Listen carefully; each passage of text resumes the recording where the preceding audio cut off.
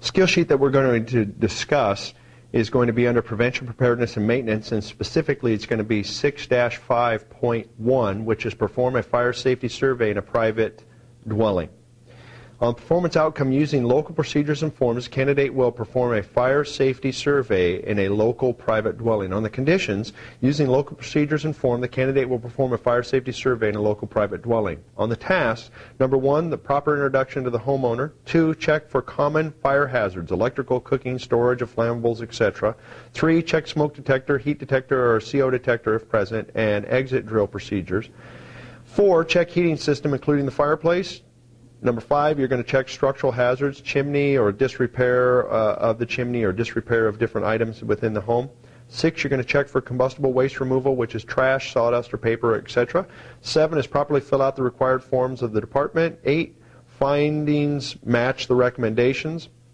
9, communicate findings to the owner. And then 10 is going to be to thank the owner. Now, on the scenarios, you could be asked to go in and perform a fire safety survey at a private dwelling, and they'll simulate at a fire station, wherever their testing site is, whether it's at a school, whether it's at somebody's private dwelling, wherever that's going to be. They could ask you to go in and do a safety survey. So you'll use the forms that you would use at your organization to perform a safety survey, or inspection forms that you would end up using. Now remember, on a private dwelling, you make recommendations. We don't have enforcement over private dwellings as much as we do on any type of commercial occupancy. Commercial occupancies can be enforced, but when we're talking commercial occupancies, it can also include areas that might have private dwellings. So it depends on your local ordinances as well as the International Fire Code if it has been adopted by your organization. So you're going to use your department's paperwork for these different types of procedures. So you're going to want to make sure that you understand what your department requires of you or requires of a homeowner when you have been asked to perform a safety survey of somebody's dwelling. Always make the introductions. Always ask before you go into somewhere. Ask before you open something up.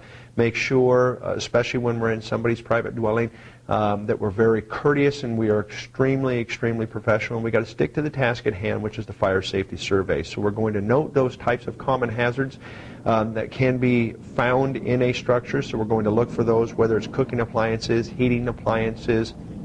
That can include even hot water tanks. That can include storage around things that could become combustible, whether that's going to be fireplaces or pellet stoves or wood stoves or furnaces.